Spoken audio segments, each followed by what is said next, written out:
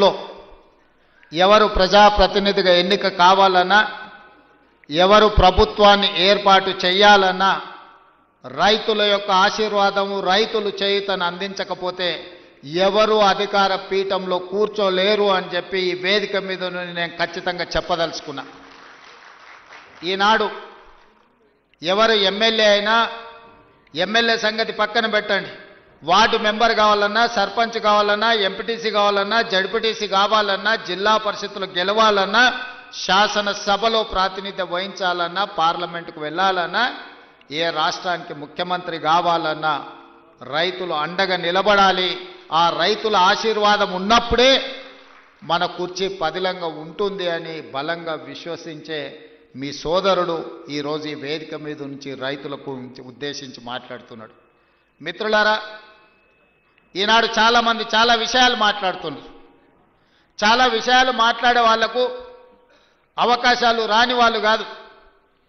ఆనాడు ఉమ్మడి రాష్ట్రంలో డాక్టర్ వైఎస్ రాజశేఖర రెడ్డి గారి మంత్రివర్గంలో మంత్రులుగా పనిచేసిండ్రు. ఆ తర్వాత తెలంగాణ రాష్ట్రంలో 10 సంవత్సరాలు ప్రభుత్వాన్ని నడిపిన వాళ్ళే ఇవాళ 18 నెలలు తిరగక ముందే ఈ ప్రభుత్వాన్ని నిందిస్తూ, దూషిస్తూ వీధి నాటకాలతోని బయలుదేరారు.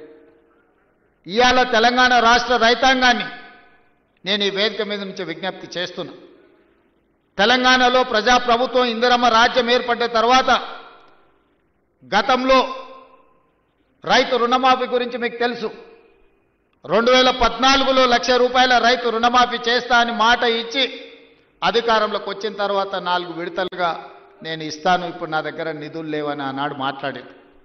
4 విడతల అసలు కంటే మిత్తి తడిసి మోపెడై నెత్తి మీద అప్పు, చేతిలో చిప్ప వచ్చే పరిస్థితి రైతులకు ఏర్పడ్డది. ఆనాడు తిరిగి 2018లో మళ్ళీ అదే వాగ్దానం ఇచ్చిండ్రు. ₹1,00,000 రైతు రుణమాఫీ చేస్తాం. మొదటిసారి తప్పు జరిగింది, రెండవసారి తప్పు జరగకుండా మేము చూసుకుంటాం, ₹1,00,000 రైతు రుణమాఫీ చేస్తామని. 5 సంవత్సరాల తర్వాత వెనక్కి తిరిగి చూస్తే ₹11,500 రైతు రుణమాఫీ చేస్తే 8,500 కోట్ల రూపాయలు మిత్తికే సరిపోయినాయి. 3,000 చిల్లర మాత్రమే ఆనాడు రైతులకు రుణమాఫీ చేసిండ్రు. 2 విడతలుగా మొత్తం లెక్క కడితే 10 సంవత్సరాలు 2 విడతలు ఆనాటి ప్రభుత్వం రైతులకు సరాసరిగా అందించింది 16-17 వేల కోట్ల రూపాయలకు ఎక్కువ ఇవ్వలేదు. కానీ మొదటి సంవత్సరంలోనే ప్రజాప్రభుత్వం మీ ఆశీర్వాదంతో వచ్చిన తర్వాత ఎన్నో ఇబ్బందులు ఉన్నా 10 సంవత్సరాలలో ఆనాడు వాళ్ళు చేసిన విధ్వంసం 100 సంవత్సరాలైనా కోలుకోలేని పరిస్థితికి తెలంగాణ రాష్ట్రాన్ని నెట్టేసింది. ఆనాడు ఫీజు రియంబర్స్మెంట్ కావచ్చు, రైతు రుణమాఫీ కావచ్చు, రైతుల గిట్టుబాటు ధర కావచ్చు, ఏ విషయంలో అయినా ఆనాడు తెలంగాణ రాష్ట్రంలో ఆర్థిక విధ్వంసానికి పాల్పడి తెలంగాణ రాష్ట్రాన్ని దిగజారిన ఆర్థిక వ్యవస్థను ఆనాడు మాకు అందించిండ్రు. అయినా మనోస్థైర్యాన్ని కోల్పోలే. అప్పటి వరకు 4 లక్షల కోట్ల రూపాయలు మాత్రమే అప్పు ఉందని అబద్ధాలు చెప్పి కప్పిపుచ్చి మనం గ్రామాలలో చూసినాం. అప్పులకు కూరుకుపోయిన పిల్లగానికి పిల్లనియాలంటే మాకు అప్పులు లేవయా, ఆర్భాటంగా మాకు పెద్ద పెద్ద కార్లు ఉన్నాయి, పెద్ద పెద్ద బంగళాలు ఉన్నాయి, అద్దాల మేడలు ఉన్నాయి, ఈ అద్దాల మేడలు చూసి మా పెద్ద కార్లను చూసి మాకు పిల్లని ఇవ్వండి అని చెప్పి ఊరి మీద కట్నాన్ని ఎక్కువ తెచ్చుకునేటోళ్ళ మనం గ్రామాలలో చూసినాం. అదే విధానాన్ని ఆనాటి ప్రభుత్వంలో పెద్దలు పెద్ద పెద్ద బంగళాలు కట్టిండ్రు, అద్దాల మేడలు కట్టిండ్రు, రంగుల గోడలు చూపించిండ్రు. కానీ రైతుల యొక్క ఆర్థిక వ్యవస్థ చిన్న భిన్నమైపోయింది. విద్యార్థులకు ఫీజు రియంబర్స్మెంట్ ఇవ్వలేని పరిస్థితి, రైతులకు రుణమాఫీ చేయలేని పరిస్థితి, రైతులు పండించిన పంటను కొనుగోలు చేయలేని దివాలా పరిస్థితి తెలంగాణ రాష్ట్రంలో ఉండే.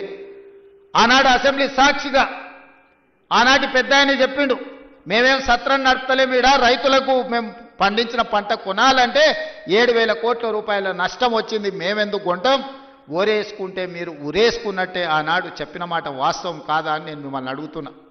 మిమ్మల్ని అందరినీ ఒరేసుకోవద్దు, ఒరేసుకుంటే మేము కొనుగోలు చేయం, ఒకవేళ మీరు ఒరేసుకుంటే ఉరేసుకొని చావాల్సిందే అని రైతులకు చెప్పి స్వయంగా వాళ్ళ వ్యవసాయ భూమిలో ఫామ్ హౌస్లో 150 ఎకరాల ఒడ్లు పండిస్తే అవి మొత్తం తీసుకొచ్చి బహిరంగంగా పెట్టిన. ఆనాడు వాళ్ళ పొలంలో పండించిన వడ్లకు 4,200 రూపాయలు ధర ఇచ్చి కొనుగోలు చేసేటోళ్ళు వచ్చారు. మరి మనం పండించిన పంట 200 తక్కువైనా 2000కు మేము అమ్ముతాం అంటే కొనేటోళ్ళు లేరు. మేము ఐకేపీ కేంద్రాలు తెరవమని చెప్పి ఆనాటి పరిస్థితి, ఆనాటి ప్రభుత్వం రైతులకు పంగనామాలు పెట్టే పరిస్థితి తీసుకొచ్చింది. ఇవన్నీ ఇంకా మర్చిపోలే, ఇప్పుడే ఆనాటి గాయాలు మానిపోలే. అయినా అలాంటి పరిస్థితుల్లో తెలంగాణ రాష్ట్రంలో ప్రభుత్వాన్ని ఏర్పాటు చేసి ఆనాడు స్పష్టంగా చెప్పినాం, మీరు వరి పండించండి, రాష్ట్ర ప్రభుత్వం కొనుగోలు చేస్తుంది, చివరి గింజ వరకు కొనే బాధ్యత మా ప్రభుత్వం తీసుకుంటుంది. ఎందుకంటే ఆనాడు ఇందిరమ్మ రాజ్యంలో సోనియా గాంధీ గారు కనీసం మద్దతు ధరను తీసుకొచ్చి రైతు పండించిన పంటకు దళారుల చేతిలో మోసపోకుండా ఈరోజు కనీసం మద్దతు ధరను అందించి రైతు పండించిన పంట కొనుగోలు చేసే బాధ్యత మాది అని చెప్పి ఈరోజు కాంగ్రెస్ ప్రభుత్వం మీ ముందు నిలబడి మొదటి విడతగా పంట కొనుగోలు చేసినాం. రెండవ విడతకు వచ్చినప్పుడు నేను చెప్పిన పెద్దలు ఉత్తమ్ కుమార్ రెడ్డి గారితో మాట్లాడి, అన్న దొడ్డు బియ్యం తింటలేరు, ఈరోజు గ్రామాలలో చైతన్యం వచ్చింది. రైతులు స్వయంగా 10 రూపాయలు ఖర్చైనా కూలికి పోయి ఉపాధి హామీ కూలీ చేసుకునే పేదలు కూడా ఈరోజు సన్న బియ్యంతో బుక్కడి అన్నం తింటుండ్రు. సన్న బియ్యం మనం ఇవ్వాలి, సన్న బియ్యం ఇవ్వాలి అంటే మన రైతులు సన్న వడ్లు పండించాలి. ఎందుకంటే తెలంగాణలో పండించే వడ్లు నాణ్యమైనవి, శ్రేష్టమైనవి. కానీ దొడ్డు బియ్యం పండిస్తే దొడ్డు బియ్యం తినే పరిస్థితి లేదు. మనము రేషన్ షాపులలో దొడ్డు బియ్యం ఇస్తే మళ్ళీ తిరిగి మిల్లర్లు కొంటుర్రు, లేకపోతే కోళ్ళ దానాకు పోతున్నాయి. దొడ్డు బియ్యం ఇవ్వద్దు, సన్న బియ్యం ఇవ్వాలి అని నేను చెప్పిన.